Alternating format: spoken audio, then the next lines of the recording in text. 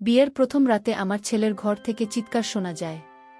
সকাল হলেই বৌমা ছেলেকে ডিভোর্স দিয়ে দেয় এবং বলে আপনার ছেলের ডাক্তারি পরীক্ষা করান।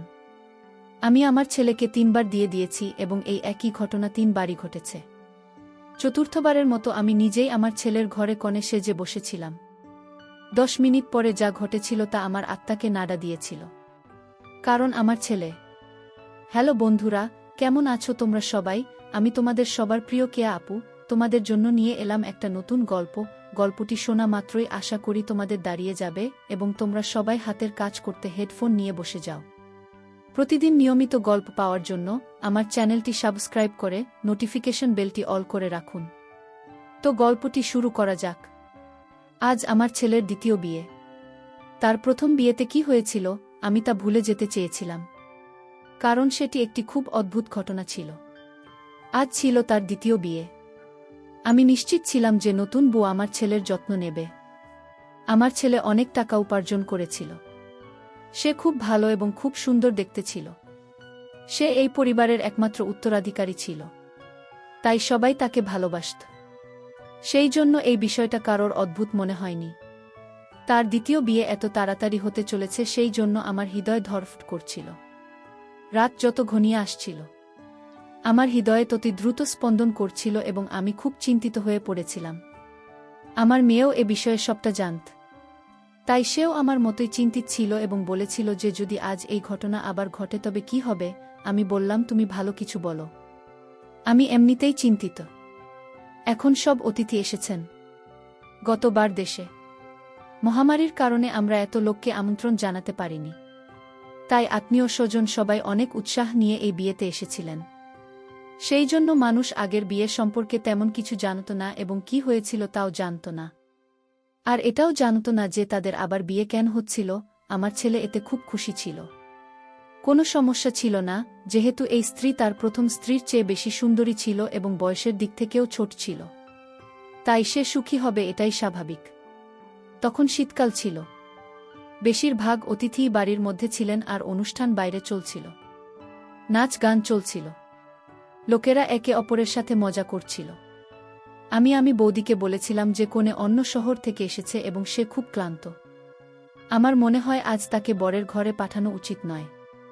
আমার বৌদি বলল, তোমার কি হয়েছে? তার সবেমাত্র বিয়ে হয়েছে। কেন তুমি তার প্রথম রাত্রি নষ্ট করতে যাচ্ছ? আমি জানি যে বিয়ে করে সবাই ক্লান্ত হয়ে যায়, কিন্তু তার এখন অল্প বয়স। কফি খাওয়াও ও ঠিক হয়ে যাবে। তাছাড়া সকালে রিসেপশনও আছে। আমি বললাম, বেচারি অনেক ক্লান্ত হবে। আমার বৌদি বলল, আজকাল কেউ এত তাড়াতাড়ি ক্লান্ত হয় না। মেয়েরা বিয়ে করতে খুব পছন্দ করে। তাকে তোমার ছেলের ঘরে পাঠিয়ে দাও। এখন রাত 12 হয়ে গেছে। সকালে উঠে রেডি হতে হবে। আমি জানি না কেন তুমি এত সময় নষ্ট করছো। সব আচার অনুষ্ঠান সম্পন্ন হয়েছে। নাচ গান করে সবাই ক্লান্ত। বেচারা কোনো রুমে যেতে চায়। আমার বৌদি একটা ছোট কথাকে অনেক বড় করে বলতে ভালোবাসত। সে ছিল আমার থেকে বড়। তাই আমি ভেবেছিলাম আমার তার সাথে পরামর্শ করা উচিত। সে আমাকে সব জিনিসগুলি গুছিয়ে বলেছিল এবং তারপরে সে নিজেই বলেছিল যে এখন কনে ঘুরে যাবে। তারপর কনেকে রুমে নিয়ে যাওয়া হলো। বাকি সবাইকে রুম থেকে বের করে কনের পাশে আমি কিছুক্ষণ বসলাম। আমি বললাম, দেখো, তুমি তোমার পরিবারের সবচেয়ে বড় এবং তুমি খুব ধৈর্যশীল মেয়ে। এজন্যই তোমাকে ভালো লেগেছে। আমরা যখন বিয়ে করি তখন কিছু জিনিস থাকে যা আমরা পছন্দ করি না, কিন্তু তোমাকে একটু ধৈর্য ধরতে হবে। সে বলল, তুমি কি বলছো? আমি বুঝতে পারছি না। আমি বললাম, আমার ছেলে যদি কিছু উল্টোপাল্টা বলে তাতে তুমি কান দিও না যেন। ঘরের ব্যাপার ঘরেই রেখো, সকালে আমাকে বলবে, আমি তোমার সমস্যার সমাধান করার চেষ্টা করব। আমার কথা শোনার পর সে কিছুটা নার্ভাস হয়ে গেল। আমি কি নিয়ে কথা বলছিলাম তা নিয়ে সে বুঝতে না পেরে কিছুটা নার্ভাস হয়ে গেল। তারপর সে বলল, ঠিক আছে, আমি আমার যথাসাধ্য চেষ্টা করব। এখন এই বাড়ির সম্মান ও আমার সম্মান। আমি কনের ঘর থেকে বেরিয়ে এলাম। সবাই নিজের নিজের বিছানায় ঘুমাতে গেল। বাড়িতে অনেক নীরবতা ছিল, কারণ সবাই খুব ক্লান্ত ছিল, তাই সবাই ঘুমিয়েছিল। শীতের রাতগুলো এমনিতেই অনেক শান্ত হয়, কিন্তু আমি ঘুমাতে পারিনি। অবশেষে ঘুমাতে গেলাম, কিন্তু আমার চোখে ঘুম ছিল না। আর আমার চোখ বারবার ঘড়ির দিকে যাচ্ছিল। আর ভাবছিলাম যত তাড়াতাড়ি হোক যেন সব ঠিক হয়ে যায়, তবে আমার সব দুশ্চিন্তা শেষ হয়ে যাবে। কিন্তু রাত 2:30 বাজার সাথে সাথে আমি একটি প্রচণ্ড চিৎকার শুনতে পাই এবং তারপরেই আমি বুঝতে পারি যে এখন কি ঘটতে চলেছে। এরপরে বারবার চিৎকার শুরু হয়েছিল। এটি একটি মেয়ের চিৎকারের শব্দ ছিল এবং আমি জানতাম সেই মেয়েটিকে হতে পারে। সমস্ত অতিথি ধীরে ধীরে ঘুম থেকে উঠে পড়ে। হঠাৎ আমার ছেলের ঘরের দরজা খুলল এবং আমার পুত্রবধূ পাগলের মতো চিৎকার করে বেরিয়ে গেল। এমনকি সে বুঝতেও পারেননি যে তার কাছে কোনো না নেই। সে সেই পোশাক পরে দূরে বেরিয়ে এসেছিল এবং বাড়ি থেকে পালিয়ে যেতে চেয়েছিল। তখন কিছু মহিলা তাকে ধরে আর জিজ্ঞাসা করে যে তার সাথে কি হয়েছে, এবং সবাই তাকে সামলাতে শুরু করে। কিন্তু সে অজ্ঞান হয়ে যায়। যখন সে অজ্ঞান হয়ে যায় তখন তার উপর জল ছিটানো হয়। কিন্তু আমার পুত্রবধূ মুখে জল ছিটিয়ে দেওয়ার পরেও তার জ্ঞান ফেরে না। তার পুরো শরীর ঠান্ডা হয়ে গিয়েছিল। তাকে তৎক্ষণাৎ হাসপাতালে নিয়ে যাওয়া হয়েছিল। আমি তাকে হাসপাতালে নিতে চাইনি, কারণ এটি নিয়ে আবারও সমালোচনা হবে। কিন্তু অন্য কোনো বিকল্প ছিল না। বেচারা মেয়েটির কোনোভাবেই জ্ঞান ফিরছিল না। তার বাবা মাকেও খবর দেওয়া হয়েছিল। তারাও একে অপরের কানে কথা বলতে শুরু করেছিল। না জানি আমাদের মেয়ের কি হয়েছে। তার সাথে কি আচরণ করা হয়েছে তা আল্লাহই ভালো জানেন। তারা সবাই অদ্ভুত চোখে আমার দিকে তাকিয়েছিল। আর আমি চিন্তিত হয়ে হাসপাতালে ঘুরে বেড়াচ্ছিলাম। আমি বাড়িতে ফিরে আমার ছেলেকে জিজ্ঞাসা করতে চেয়েছিলাম যে সে এখন কি করছে, কিন্তু সে ঘরে ছিল না। তার ফোনটিও বন্ধ ছিল। ঘরের অবস্থা একেবারে স্বাভাবিক ছিল। কিছু ভেঙেও যায়নি বা এমন কিছু দেখে মনে হচ্ছে না যে সে তার স্ত্রীর উপর হাত তুলেছে। সম্ভবত আমার ছেলে রাকিব মানুষের প্রশ্ন এড়াতে কোথাও চলে গিয়েছিল। এই মুহূর্তে আমি আমার পুত্রবধূকে নিয়ে চিন্তিত ছিলাম। আমি হাসপাতালে ফিরে যাই। 23 ঘন্টার মধ্যে হাসপাতালের লোকেরা তাকে ছেড়ে দিয়েছিল। আমার পুত্রবধূ আমাদের বাড়িতে আসতে চায়নি। আমি খুব নার্ভাস ছিলাম, কিন্তু তার মা আমার পুত্রবধূকে বুঝিয়েছিলেন যে তোমার শ্বশুরবাড়ি চলে যাও, নইলে আমি মানুষকে কি জবাব দেব। মানুষ বিভিন্ন জিনিস জিজ্ঞাসা করবে। আমিও আমার পুত্রবধূকে বুঝিয়েছিলাম যে সকালে এখনো আচার অনুষ্ঠান আছে, সেগুলি শেষ করে মায়ের বাড়িতে চলে যেও, আমি তোমাকে আটকাব না। সে এই কথা শুনে ভীষণ রেগে যায় আর বলে চুলোয় যাক তোমার আচার অনুষ্ঠান, আমি তোমার বাড়িতে এক মুহূর্তের জন্য থাকব না। আমি আমার বাড়িতে যাব এবং আমাকে আজ কোনো সমাজ বা আইন কেউই আটকাতে পারবে না। আমি একজন শিক্ষিত মেয়ে এবং আমার নিজের মতো করে জীবনযাপন করার অধিকার আমার আছে।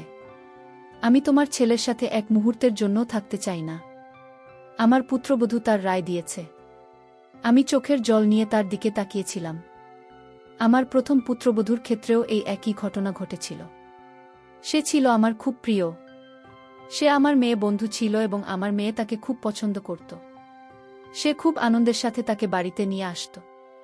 সে একজন ধনী পিতার কন্যা ছিল। সে খুব সুন্দর মেয়ে ছিল। আমিও তার বাড়িতে আসাটা পছন্দ করলাম।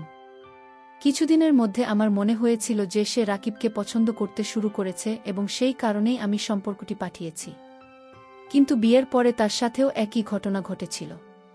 বিয়ের প্রথম রাতে সে চিৎকার করে ঘর থেকে বেরিয়ে যায় এবং তারপরে আমার ছেলের মুখও দেখতে অস্বীকার করেন। সবাই তাকে অনেক কিছু বুঝিয়েছে, তোমার জীবন নিয়ে ভাব। কিন্তু সে বলে আমার জীবন নষ্ট হয়ে গেছে। এখন এখানে তোমার ছেলের সাথে আমি থাকব না। আমার ছেলেও ফোনের কোনো উত্তর দিচ্ছিল না। আমি জানি না সে কোথায় গিয়েছিল। মেয়েটির বাবা বারবার বলছিলেন যে আপনার ছেলেকে ফোন করুন। আমাদের তাকে জিজ্ঞাসা করা উচিত যে সে আমাদের মেয়ের সাথে কি করছে। তারপর যখন রাকিব বাড়িতে এসেছিল সবাই তাকে অনেক প্রশ্ন করছিল, কিন্তু সে একদম চুপ ছিল, কিছু বলছিল না। মেয়েটির বাবা মা মেয়েকে সঙ্গে নিয়ে চলে গিয়েছিলেন এবং সেখানে প্রচুর নাটক হয়েছিল। অতিথির সামনে আমাদের মান সম্মান নষ্ট করার জন্য ফাঁক রাখেনি মেয়ে বাবা মা। কিন্তু রাকিব মুখ থেকে একটা কথাও বলছিল না। রাকিবের বাবা ইতিমধ্যেই পৃথিবী ছেড়ে চলে গেছেন। আমাকে একাই সমস্ত অপমান সহ্য করতে হয়েছিল। বাড়িতে জড়ো হওয়া লোকেরাও আমাদের অনেক কিছু বলেছিল। মেয়েটির মাকে তো নিয়ন্ত্রণ করতে পারছিলাম না। সে বলেছিল আমার মেয়ের জীবন তো ধ্বংস হয়ে গেছে। আমার মনে হলো আজ যদি মিলন মানে রাকিবে বাবা বেঁচে থাকতেন তাহলে এত তাড়াতাড়ি আমি সাহস হারাতাম না। রাকিব পরিবারের বড় ছেলে ছিল। আমার রাকিবের চেয়ে ছোট একটি মেয়ে ছিল যে কলেজে পড়ত। সবাই নিজেদের মধ্যে ফিসফিস করছিল। রাকিবকে নিয়ে নানা ধরনের গল্প তৈরি হচ্ছিল। কেউ বলছিল জানি না, বাবা হয়তো রাকিব পাগল নাকি। আবার কেউ বলছিল যে হয়তো রাকিব মানসিক রোগী। আবার কেউ বলছিল যে না জানি সে নব্যদের সাথে কি করছে, যে কারণে সে এত বেশি ভয় পেয়েছিল। কিন্তু আমার কাছে এসবের কোনো উত্তর ছিল না। তবে এটা ঠিক যে যখন মানুষ আসল ঘটনাটা জানতে না পারে তখন তারা তাদের নিজস্ব গল্প তৈরি করে এবং তাদের নিজের গল্পগুলি আসল সত্যের চেয়ে বেশি বিপজ্জনক। কিন্তু সমস্যা ছিল যা তা আমি জানতাম না। কেন আমার পুত্রবধূরা রাতে চিৎকার করে আর আমার ছেলের ঘর থেকে পালিয়ে যেত? সেই মেয়েটিও আমাকে কিছু বলেনি। আমি নিজের মনে ভাবলাম হয়তো সে তার বাবা মাকে কিছু বলেছে। আমি সত্যটা জানার জন্য তাদের বাড়িতে ফোন করেছিলাম, যদিও তারা আমাদের সাথে সম্পর্ক শেষ করে দিয়েছিল। কিন্তু একজন মানুষ হিসেবে আমি তার খোঁজ নেওয়ার জন্য ফোন করেছিলাম। মেয়েটির মা ফোনটি তুলেছিলেন। আমি জিজ্ঞেস করেছিলাম এখন তাদের মেয়ে কেমন আছে। আমার কণ্ঠস্বর শুনে তিনি রেগে গিয়েছিলেন। তিনি বলেন আমার মেয়ে এখনও সুস্থ হয়নি। আর আমার প্রথম পুত্রবধূর ক্ষেত্রেও একই ঘটনা ঘটেছিল। আমার মেয়ে আমাকে বলেছিল যে সে কমপক্ষে ৬-৭ মাস ধরে অসুস্থ ছিল। কিন্তু আমার ছেলের সমস্যাটা কি ছিল? আমি তো কিছুই বুঝতে পারিনি যে কি অভাব ছিল যার জন্য তার স্ত্রীর ভয়ে পালিয়ে যেত। রাকিব খুব সাধারণ ছিল। শৈশব থেকেই সে কম কথা বলত। কিন্তু তার মধ্যে এমন কোনো আচরণ ছিল না যা এখন অস্বাভাবিক হতে পারে। রাকিব আমার প্রথম সন্তান ছিল। আমরা তাকে অনেক ভালোবাসা দিয়ে বড় করেছিলাম। কিন্তু আমাদের এত ভালোবাসা দেওয়ার পরও সে নষ্ট হয়নি। হ্যাঁ, সে তার সৌন্দর্য নিয়ে গর্বিত ছিল। সে বলতো যে সবাই আমার সৌন্দর্য আর স্মার্টনেসের সামনে বাকিরা কিছুই না। সে ভালো ব্র্যান্ডের জিনিস পরতে খুব পছন্দ করত। পড়াশোনাতেও ভাল ছিল। সময় মতো চাকরিও পেয়েছিল। তার বোনের জন্য সে একজন দায়িত্বশীল ভাই ছিল। সে তার বোন সীমাকে কলেজে নিয়ে যেত এবং তাকে ফিরিয়ে আনত। আর আমাকে বাড়ির খরচের জন্য অর্থ দিত। কখনো আমার সাথে উচ্চস্বরে কথাও বলতো না। তা সে রকম কোনো বন্ধুও ছিল না যার সঙ্গে পরে সে নেশা করত। তার খুব অল্প বন্ধু ছিল। তার যে সবচেয়ে ভালো বন্ধু ছিল সে বিদেশে থাকত। কখনো সে তার সাথে ফোনে কথা বলতো, কখনো সে আমার সাথেও তার বন্ধুর কথা বলাত। সে আমাকে বলতো মা, আমরা সীমাকেই ছেলের সাথে বিয়ে দিয়ে দিই। সে খুব ভালো ছেলে। সবকিছু মিলিয়ে সব স্বাভাবিক ছিল। কিন্তু দুবাই যা ঘটেছিল তা মোটেও স্বাভাবিক ছিল না। আমি জানি না আমার ছেলের মধ্যে কি অভাব ছিল। সে তার স্ত্রীদের সাথে কি করত যে তারা পালিয়ে যেত। দিনটা ধীরে ধীরে কাটতে লাগল। রাকিব খানিকটা স্বাভাবিক হয়ে গিয়েছিল। এখন সে বাড়িতে একটু কথা বলছিল। এবার আমি ভেবেছিলাম যে আমার রাকিবকে তৃতীয়বার বিয়ে দেব এবং এমন একটি মেয়ের সাথে বিয়ে দেব যে আমাকে বলবে যে রাকিব ফুলসজ্জার মতো একটি রাতে ঘরে কি করে যাকে অনেকে পালিয়ে যেতে বাধ্য করে। রাকিব তার অন্য 2 স্ত্রীর থেকে তালাক নিয়েছিলেন। আমিও চেয়েছিলাম এই পুত্রবধূকে অন্তত আমার বাড়িতে থাকুক এবং এখান থেকে পালিয়ে না যাক। আমি কারো জীবন নষ্ট করতে চাইনি। কারণ আমিও একটি মেয়ের মা ছিলাম এবং আমি খুব ভালো করে জানতাম যে বিবাহ বিচ্ছেদের দাগ একটি মেয়ের জন্য কতটা লজ্জাজনক হতে পারে। অনেক চিন্তাভাবনার পর আমি সিদ্ধান্ত নিলাম যে আমি রাকিবকে এমন একজন বিবাহিত মহিলার সাথে বিয়ে দেব, যিনি ইতিমধ্যেই বিবাহিত এবং তালাকপ্রাপ্ত বা বিধবা। শীঘ্রই আমি এমন একটি মেয়েকে খুঁজে পেলাম। মেয়েরাও বিয়ে করার জন্য তাড়াহুড়ো করছিল, তাই তারাও খুব বেশি খোঁজখবর নেয়নি। মেয়েটি অল্প বয়সী ছিল, কিন্তু খুব সুন্দর ছিল না, ঠিকঠাক ছিল। রোগা পাতলা চেহারা ও স্বাভাবিকের চেয়ে একটু ছোট না ছিল মেয়েটার। আমি মেয়েটির পরিবারকে বলেছিলাম যে আমার ছেলের আগেও বিয়ে হয়েছে এবং আমার ছেলের সেই স্ত্রী কিছু সময়ের জন্য ছিল এবং তারপর সে চলে যায়। মেয়েটি যখন বিয়েতে রাজি হয় তখন আমি রাকিবকে মেয়েটির ছবি দেখালাম। তখন সে তাকে বিয়ে করতে চায়নি। সে এত সাধারণ মেয়েকে বিয়ে করতে চায়নি। রাকিবের কথা শুনে আমি তাকে বকা দিয়ে বললাম, চুপ করো। দিন দিন তুমি যেরকম কাজ করছো, এই কাজগুলোর কারণে তোমার কখনই বিয়ে করা উচিত নয়। কিন্তু আমি কতক্ষণ বসে তোমার যত্ন নেব? আমি চলে যাওয়ার পরে এমন কেউ তো থাকবে যার সাথে তুমি তোমার জীবন কাটাতে পারবে। এই সব কথা বলার সময় আমার চোখে অস্ত্র চলে আসে। রাকিব আমার চোখে জল দেখে চুপ করে গেল এবং সে বিয়েতে রাজি হল আর উঠে রুমে গেল। কোথাও না কোথাও রাকিবের মনে কিছু না কিছু ছিল যা সে আমার কাছ থেকে লুকাচ্ছিল। কিন্তু এবার আমিও সিদ্ধান্ত নিয়েছিলাম যে আমি সত্যতা জানব। আমি আগেই ভেবেছিলাম যে এবার মেয়েটিকে আমি ভরসা করব। কিন্তু তাকে বলবো না যে আমার ছেলের আগের স্ত্রীরা ভয়ে পালিয়ে গেছে। আমি তাকে ভালোবাসার সাথে বুঝিয়েছিলাম যে কোনো সমস্যা হলে আমাকে বলতে। আমি সেই সমস্যার সমাধান করব। আমায় এবার বিয়ের পরিকল্পনা ছিল খুব সহজভাবে করতে হবে এবং তারপর আমি খুব সহজভাবে বিয়ে দিয়েছিলাম। মেয়েটির নাম ছিল নীলিমা আক্তার লিমা। সবাই তাকে মা বলেই ডাকে। মেয়েটি খুব মিষ্টি ছিল। আমার মেয়েও বলেছিল যে ভাইকে ভাইয়ের মতো ছেড়ে যেতে দিতে। কিন্তু আমি তাকে বলেছিলাম যে তোমার ভাইয়ের সাথে যদি কিছু সমস্যা হয় তবে তার সমাধান করা আমাদের কর্তব্য। এবার আমি খুব বেশি অতিথিকে আমন্ত্রণ জানাইনি। বাড়িতে মাত্র কয়েকজন অতিথি ছিলেন। যারা এসেছিলেন তারা আত্মীয় ছিলেন না। তবে আমার কিছু বন্ধু ছিল যারা আমাকে চিনত। আমি তাদের এবং তাদের পরিবারকে বলেছিলাম। আমি লিমাকে রাকিবের ঘরে নিয়ে গেলাম। তাকে বিছানায় বসিয়ে দেওয়ার সময় আমি লিমার হাত আমার হাতে নিয়ে হালকাভাবে চেপে ধরলাম এবং বললাম, লিমা, আমি তোমার সাথে খুব গুরুত্বপূর্ণ কথা বলতে চাই। আমার কথা খুব মনোযোগ সহকারে শুনল। লিমা অবাক হয়ে আমার দিকে তাকাল। আর ভাবল যে এখন কি গুরুত্বপূর্ণ কাজ করতে হবে। আমি মাকে বুঝিয়ে বললাম যে রাকিবের বিয়ে করতে রাজি ছিল না। খুব কষ্ট করে আমি তাকে বিয়ের জন্য রাজি করেছি। হয়তো রাকিব এসে তোমাকে ভয় দেখানোর চেষ্টা করবে যাতে তুমি তার কাছ থেকে পালাতে পারো। কিন্তু তুমি ভয় পাবে না। যাই হোক না কেন আমাকে সব কিছু বলবে। তুমি তার ভয় দেখানো বা তার কথায় পাত্তা দেবে না। লিমা আমার কথা শুনে মাথা নাড়ল। আমি এতে সন্তুষ্ট হয়ে লিমাকে বিশ্রাম নিতে বলে বেরিয়ে এলাম।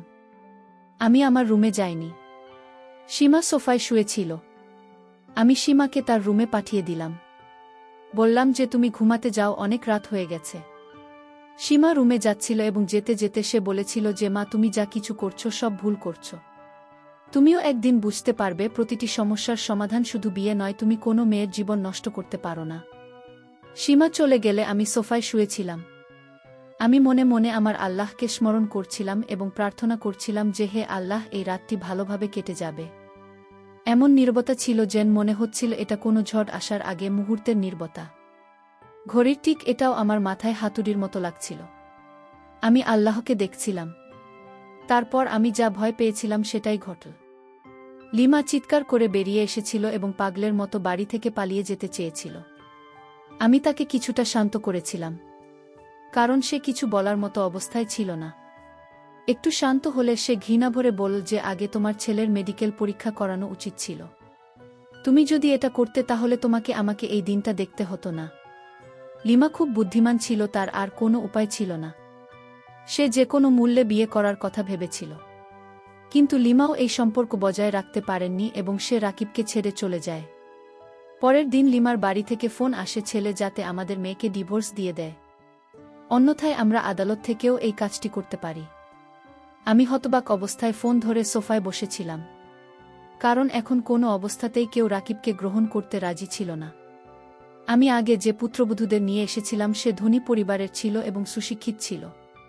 কিন্তু লিমা একজন বিধবা ছিল। আর সে দরিদ্র পরিবারের ছিল এবং খুব সুন্দর ছিল না। আমি আগেই মাকে সব কিছু বুঝিয়ে দিয়েছিলাম। এ কারণেই ব্যাপারটা এত খারাপ হয়ে গেল। আমি বুঝতে পারছিলাম না যে আমার ছেলের মধ্যে কি অভাব ছিল যে গহনা আমরা অনেকে দিতাম, কনের পরিবার বিয়ের দ্বিতীয় দিনে তা ফিরিয়ে দিত। আমি যৌতুক ও নিতাম না। তারপরও কি এমন হতো যে এত সুন্দর শিক্ষিত ও ধনী ছেলেকে রেখে ও মেয়েরা পালিয়ে যেত? ব্যাপারটা কি আর তা কিভাবে জানা যায় তা ভেবে ভেবে আমি পাগল হয়ে যাচ্ছিলাম। রাকিব ও মুখ দিয়ে কিছু বলতে রাজি ছিল না। আমি যখনই এটা নিয়ে কথা বলার চেষ্টা করতাম সে উঠে বাইরে যেত। সে আমাকে কথা বলার সুযোগ দিত না। কিন্তু এখন আমি রাকিবের উপর সব সময় নজর রাখতে শুরু করি। তার প্রতিটি পদক্ষেপের দিকে মনোযোগ দিই, যাতে কিছু তো আমি সূত্র পেতে পারি এবং সত্য কি সে সম্পর্কে জানতে পারি। কিন্তু তার অঙ্গভঙ্গি থেকে কখনোই মনে হয়নি যে তার মধ্যে অস্বাভাবিক কিছু আছে। সে অন্যান্য সব ছেলেদের মতো সাধারণ ছেলের মতোই ছিল। আমি কোনো রাস্তা দেখতে পাচ্ছিলাম না। দিন বিরক্ত হয়ে আমি রাকিবের বন্ধুকে ফোন করলাম এবং বিদেশে থাকা ওই বন্ধুকে আমি জিজ্ঞেস করলাম, তুমি রাকিবের একমাত্র বন্ধু যার সাথে রাকিব তার সমস্ত মনের কথা বলে। আমাকে রাকিব সম্পর্কে কিছু বলো, সে নিশ্চয়ই তোমাকে তার জীবন সম্পর্কে কিছু বলেছে। কিন্তু আমি তো এটা শুনে অবাক হলাম যে সে তার বন্ধুকে নিজের সম্পর্কে কিছু বলেনি। আর এটাই আমার কাছে খুব অদ্ভুত লাগছিল। সে কি তার বন্ধুকে বলেনি যে সে 3বার বিয়ে করেছে এবং তার 3 স্ত্রী তাকে ছেড়ে চলে গেছে? সে তার বন্ধুকে এই কথা জানায়নি যে তার সবচেয়ে ভালো বন্ধু ছিল। এটি আমার কাছে যথেষ্ট অদ্ভুত মনে হয়েছিল। তবে সম্ভবত সে বলেনি, কারণ সে লজ্জিত হতে চাননি। যে বিয়ের রাতে তার স্ত্রী পালিয়ে যায়, সেটাও 3 স্ত্রী। ধীরে ধীরে আরও 6 মাস পার হয়ে গেল। বাড়িতে সব কিছু স্বাভাবিক ছিল, কিন্তু আমি রাকিবকে নিয়ে খুব বিচলিত ছিলাম। বিয়ের প্রথম রাতেই কনে পালিয়ে যায়। কি কারণে? আমি আবার রাকিবের বিয়ের কথা ভেবেছিলাম এবং এবার আমি সত্যটি জানার সিদ্ধান্ত নিয়েছিলাম। এবার আমি মেয়েটিকে সবকিছু বলেছি, কিছু গোপন করিনি এবং এমন একজনকেও নিয়ে এসেছিলাম যার বিয়ে খুব প্রয়োজন ছিল, কারণ এরা খুব দরিদ্র ছিল এবং তার বাড়িতে 2টা ছোট ভাই ছিল। আমি মেয়েটিকে রাজি করিয়েছিলাম। মেয়েটির বাবা মাও রাজি হয়েছিলেন। আমি বলেছিলাম, আজ থেকে তোমার ভাইদের পড়াশোনার খরচ আমার। কিন্তু আমি মেয়েটির বাবা মাকে বিয়ের আগেই কথা বলিনি, শুধু মেয়েটিকে বলেছিলাম। মেয়েটি কিছুটা নার্ভাস ছিল, কারণ আমি বিয়ের আগে থেকে মেয়েটিকে সব কিছু বুঝিয়েছিলাম। প্রথমে সে খুব ভয় পেয়েছিল, তারপর সে নিজেকে সামলে নিয়ে বলেছিল যে যাই ঘটুক না কেন আমি বিয়ের জন্য প্রস্তুত। আমার ছোট্ট আত্মত্যাগ আমার ভাইদের জীবন তৈরি করবে। সুতরাং এতে কি ভুল আছে? যা কিছু ঘটুক আমি তা সহ্য করব। মেয়েটির নাম ছিল রুমানা। যদিও সে দরিদ্র পরিবার থেকে এসেছে, তবুও সে খুব সংস্কৃতিবান এবং বুদ্ধিমতী ছিল। আমার মন খুশি ছিল যে রুমানা যদি আমার পুত্রবধূ হয়ে আমার বাড়িতে থাকে তবে এটি আমার জন্য অনেক সৌভাগ্যের বিষয় হবে। সংস্কৃতিবান হওয়ার পাশাপাশি রুমানা খুব সুন্দর ছিল। আর এবার বিয়েটা হয়েছে মসজিদে। সবকিছু ঠিকঠাক ছিল। আশ্চর্যজনকভাবে সেই রাত কেটে যায় এবং সকাল হয়ে যায়। সকাল হওয়ার সাথে সাথে আমি ঘরের দরজায় কড়া নাড়ালাম, কিন্তু কেউ দরজা খুলল না। আমি খুব চিন্তিত হয়ে গেলাম। কেউ দরজা খুলছিল না। কিছুক্ষণ পরে আমি ঘরের দ্বিতীয় চাবি নিয়ে এলাম এবং আমি নিজেই দরজা খুললাম। রাকিবকে রুমে কোথাও দেখা যায়নি। সম্ভবত সে বাথরুমে ছিল, কিন্তু আমার পুত্রবধূ মাটিতে অজ্ঞান হয়ে পড়েছিল। আমি দ্রুত ডাক্তারকে দেখলাম। তারপর জ্ঞান ফিরে আসার সঙ্গে সঙ্গে সে বাইরে ছুটে যায় আর বলে, আমি এখানে থাকতে চাই না। আমি আমার বাবা মায়ের বাড়িতে যেতে চাই। আমি রুমানার হাত ধরলাম এবং বললাম, তুমি এমনটা করতে পারো না। আমি তোমাকে পুরো সত্য বলেছি এবং তুমি সব শুনেই রাজি হয়েছ। তাহলে তুমি এখন কেন এটা করছো? কিন্তু রুমানা আমার কোনো কথা শুনতে রাজি ছিল না। কাঁদতে কাঁদতে সে বলল, আন্টি দয়া করে আমাকে ক্ষমা করে দাও। আমি বাধ্য, আমি এখানে থাকতে পারবো না। চিন্তা করো না, আমি আমার বাবা মাকে কিছু বলবো না। আমি সব কিছু সামলে নেব। শুধু আমাকেই বাড়িতে থাকতে বলবেন না। কিন্তু রুমানা, ঠিক কি হয়েছে আমাকে বলো, আমি সত্যিটা জানতে চাই। রুমানা বলল, তুমি আমাকে প্রতিশ্রুতি দিয়েছিলে যে তুমি আমাকে রাকিব সম্পর্কে কিছু বলতে চাইবে না। আমি যদি রাকিবের কথা বলি তবে সে আমাকে মেরে ফেলবে। আমি আমার জীবন নিয়ে চিন্তা করি না, কিন্তু রাকিব আমার ভাইদেরও ছেড়ে দেবে না। দয়া করে আমাকে যেতে দিন। তার চোখে এমন সহানুভূতিশীল অভিব্যক্তি ছিল যে আমি তাকে থামাতে পারিনি। রুমানা চলে গেছে আর আমি অপেক্ষা করছিলাম হয়তো অল্প সময়ের মধ্যে রুমানার বাবা মায়ের কাছ থেকে ফোন আসবে। কিন্তু এরকম কিছুই ঘটেনি। হয়তো রুমানা তার বাবা মাকে কিছু বলেনি। রাকিবের তৃতীয় স্ত্রী পরদিন ডিভোর্স দাবি করেছিল, কিন্তু আমি বুঝতে পারছি না যে রুমানা এমন কিছু করেনি।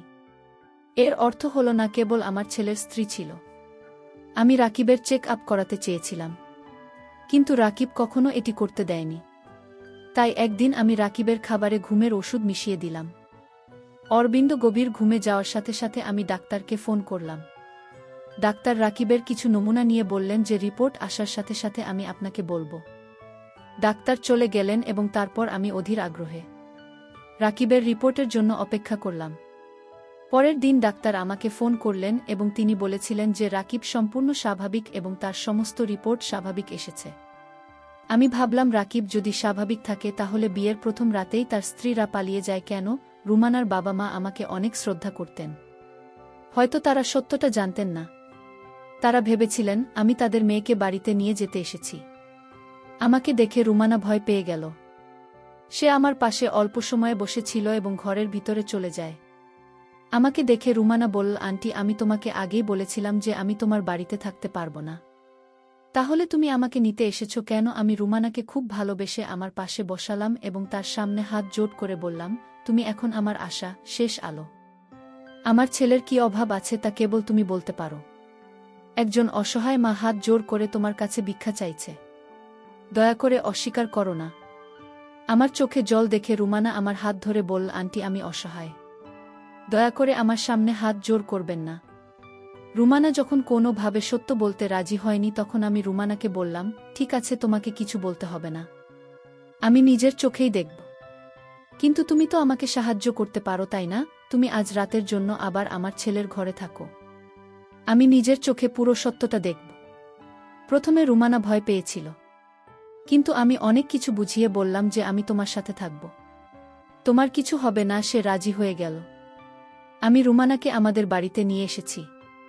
আমি আবার রুমানাকে কোণে বানিয়ে রাকিবের ঘরে বসিয়ে দিলাম।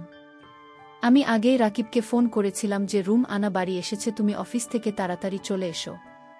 আজ আমি বাড়িতে থাকব না। তোমার খালার স্বাস্থ্য খারাপ। আমি সেখানে যাচ্ছি এবং সারা রাত সেখানে থাকব। আমার কথা শোনার পর রাকিব শুধু হ্যাঁ বলে উত্তর দিল এবং ফোন কেটে দিল। আমি রাকিবের ঘরে লুকিয়েছিলাম এবং আজ আমি নিজের চোখে সব কিছু দেখতে চেয়েছিলাম। ঠিক তখনই দরজা খোলার শব্দ হলো এবং রাকিব ঘরে প্রবেশ করল। সুসজ্জিত শাড়ি পরে বসে থাকা রুমানা দিকে এক নজর তাকিয়েছিল সে, তারপর কিছু না বলে বাথরুমে চলে গেল। শুনুন এমনভাবে ভয়ে বসেছিল যেন সে এখনই উঠে পালিয়ে যাবে। আমিও নিঃশ্বাস বন্ধ করে পরিস্থিতির জন্য নিজেকে প্রস্তুত করছিলাম। হঠাৎ বাথরুম থেকে এক নারীর চিৎকারের আওয়াজ আসতে শুরু করে। আওয়াজ শোনার সঙ্গে সঙ্গে রুমানা বিছানা থেকে নেমে এসে দাঁড়াল। প্রাকৃত বাথরুমের ভিতরে ঢুকল। তাহলে কোথা থেকে এল এই মহিলার আওয়াজ? তারপর রাখি বেরিয়ে এল এবং রাকিবকে দেখে আমি অজ্ঞান হয়ে গেলাম। সে খুব অদ্ভুত রকমের মেকআপ করেছিল। আর সে মেয়েদের পোশাক পরেছিল। তার চোখ রক্ত বর্ণের মতো হয়েছিল। আওয়াজটা ঠিক একটা মেয়ের মতো আসছিল। রাকিব বলেছিল, আমি বারণ করেছিলাম আমার জীবনে ফিরে এসো না, তুমি আমার কথা শোনোনি। এখন তুমি তোমার মৃত্যুর জন্য নিজেই দায়ী থাকবে। তুমি নিজেই তোমার মৃত্যুর কারণ হবে। রাকিব খুব ভয়ানক হাসি নিয়ে রুমানার দিকে গেল। রুমানা চিৎকার করে আমার কাছে এসেছিল। আমিও বেরিয়ে এসে রাকিবকে থামানোর চেষ্টা করছিলাম। আমি রাকিবকে বললাম, রাকিব কি হয়েছে? তুমি কেন এমন করছো? রাকিব আমাকে জোরে ধাক্কা দিয়েছিল আর বলছিল, কে রাকিব? নীলিমা আমার নাম। রাকিব আবার আমার কাছে আসার আগে আমি ওই ঘর থেকে বেরিয়ে এসে বাইরে থেকে ঘরটি বন্ধ করে দিলাম। আমি বাইরে থেকেও রাকিবের ভয়ানক হাসি শুনতে পাচ্ছিলাম। আমি রুমানাকে বুকে চেপে ধরলাম। যদিও আমি নিজেই খুব অবাক এবং ভীত ছিলাম। রুমানা বলল, আন্টি আমি মরতে চাই না। রাকিব আমাকে বাঁচিয়ে রাখবে না। সে বলেছিল যে আমি যদি কাউকে কিছু বলি তবে সে আমাকে এবং আমার ভাইদের মেরে ফেলবে। আমাকে এবং আমার ভাইদের কে বাঁচাবে এখন আন্টি? আমি বললাম, কিছুই হবে না। রুমানা শান্ত হও। আমি সব কিছু সামলে নেব। প্রথমে আমার মাথায় একটু কাজ করছিল না। তারপর আমার মাথায় প্রথম যে চিন্তাটা এল তা হল হয়তো রাকিবের কিছু ভূতের ছায়া আছে। আমি রুমানাকে আমার ঘরে ঘুম পাড়িয়ে দিলাম। সকালে আমি প্রথম যে জিনিসটি করেছিলাম তা হলো আমার পারিবারিক ডাক্তারকে কল। রাত ৮টার দিকে ডাক্তার আমাদের বাসায় আসেন। আমি তাকে সব কিছু বুঝিয়ে বললাম। একই সঙ্গে আমি ডাক্তারকে বলেছিলাম যে আমার মনে হয় রাকিবের উপর কোনো ভূতের ছায়া আছে। আমার কথা শোনার পর ডাক্তার বললেন, আমার মনে হয় এটা ভূতের ছায়া নয়, বরং রাকিব মস্তিষ্কের রোগী, তার ডিমেনশিয়া অ্যাটাক হয়েছে। এই ধরনের রোগীরা একটি সিনেমা বা গল্পের মধ্যে চলে যায় এবং সেই চরিত্রের মধ্যে নিজেকে নিমজ্জিত করে। টেনশন নেবেন না, এই রোগের চিকিৎসা হল প্রিয়জনের ভালোবাসার সঙ্ঘ এবং কিছু ওষুধ, যার মাধ্যমে রোগী সুস্থ হয়ে ওঠে। এতে কিছুটা সময় লাগে, কিন্তু রোগী পুরোপুরি সুস্থ হয়ে ওঠে। নববধূকে দেখে রাকিবের মধ্যে পাগলামো ভাব জেগে ওঠে। কেন এরকম হয় তার সূত্র একবার আমরা তার ঘর থেকে পেয়ে গেলে আমরা তার চিকিৎসা ভালোভাবে করতে সক্ষম হব। ডাক্তার আমাকে সান্ত্বনা দিলেন এবং চলে গেলেন। রুমানা ঘুম থেকে জেগে উঠেছিল এবং রাতে থেকে কিছুটা স্বাভাবিক দেখাচ্ছিল। আমি তাকে সকালে নাস্তা দিলাম। সকালের নাস্তা করার সময় রুমানা বলল, আমার মনে হয় আমার এখন বাড়ি যাওয়া উচিত।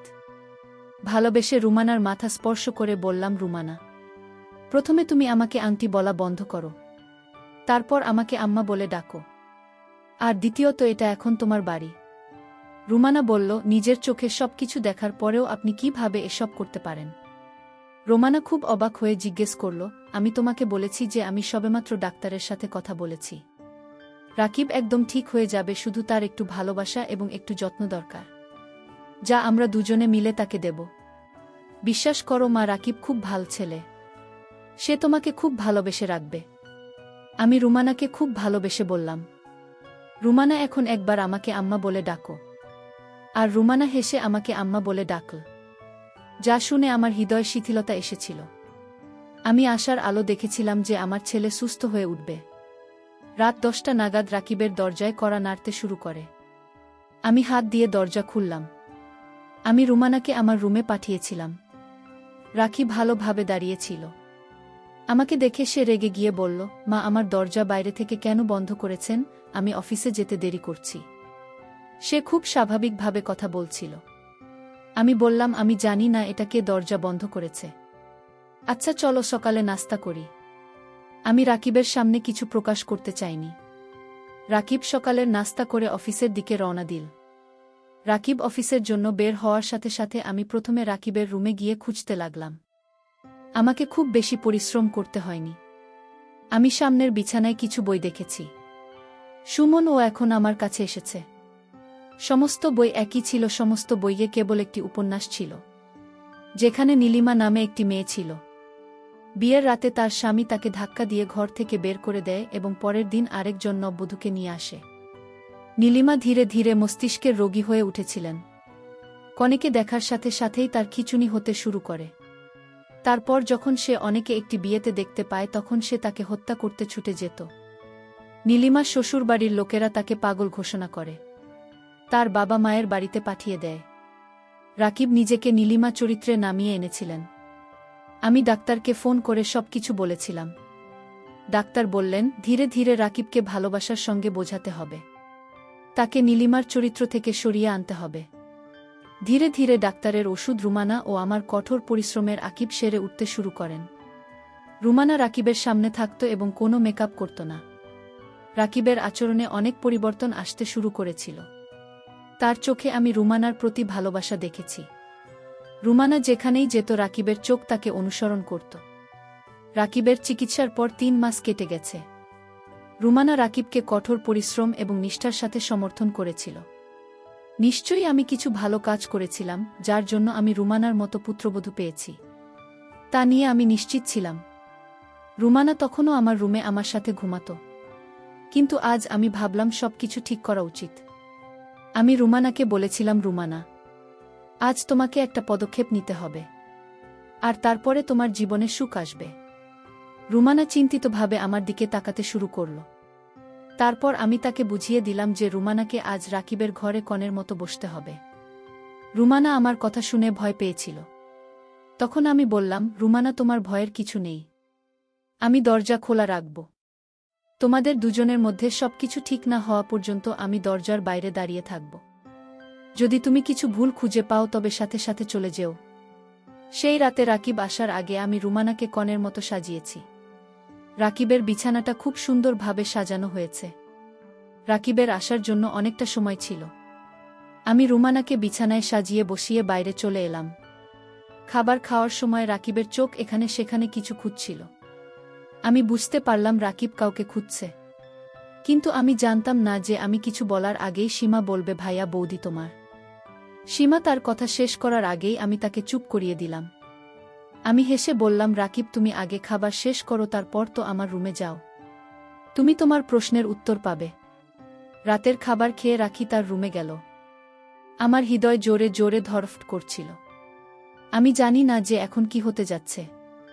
হে আল্লাহ, সবকিছু ঠিক আছে তো? আমি রাকিবকে অনুসরণ করলাম আর গেটের কাছে থামলাম এবং আমি কান দিয়ে শোনার চেষ্টা করলাম যে ভিতরের সব কিছু ঠিক আছে কিনা। আমি অনেকক্ষণ ধরে দাঁড়িয়েছিলাম, কিন্তু ভিতরে তখন অশান্তি ছিল এবং অল্প সময়ের মধ্যে আমি প্রেমে ভেজা গলায় রুমানা এবং রাকিবের কথোপকথন শুনতে পাচ্ছিলাম। আমি হাসলাম এবং আমি অনেক শান্তি বোধ করলাম। আল্লাহকে ধন্যবাদ জানালাম এবং আমার ঘরে এসে শান্তিতে শুয়ে পড়লাম। সকালে আমার চোখ খুল। আমি যখন তাড়াতাড়ি উঠে রান্নাঘরের দিকে ছুটে গেলাম, দেখলাম রুমানা ইতিমধ্যে রান্নাঘরে উপস্থিত আছে। আমাকে দেখে সুমনের মুখে হাসি ফুটে উঠল। রুমানার কুঁচকে যাওয়া চোখ আর লাজুক হাসি, শুধু বুঝতে পেরেছিলাম যে সবকিছু ঠিকঠাক আছে। রুমানা খানিকটা লজ্জা পেয়ে বল, মা, রাকিবের চা ও কফিটা আমি বানাচ্ছি। রুমানাকে কফি বানাতে দেখে আমি হলের ভেতরে ঢুকলাম। সোফায় বসলাম এবং চোখ বন্ধ করলাম। আজ আমার রাকিব এবং সুমনের জীবনে সুখ এসেছে। আজ থেকে আমি নিশ্চিন্তে থাকতে পারব। তো বন্ধুরা, আজকে এই পর্যন্তই। প্রিয় বন্ধুরা, গল্পটি ভালো লাগলে অবশ্যই কমেন্ট করে জানাবেন। আর নিয়মিত এমন আলাদা স্বাদের গল্প শুনতে ভিডিওটিতে লাইক এবং চ্যানেলটিকে সাবস্ক্রাইব করে সাথেই থাকুন। আর হ্যাঁ, নোটিফিকেশন বেলটি অল করে রাখবেন, যাতে পরবর্তী গল্প সবার প্রথমে আপনাদের কাছে পৌঁছে যায়। ধন্যবাদ বন্ধুরা, ধন্যবাদ সবাইকে।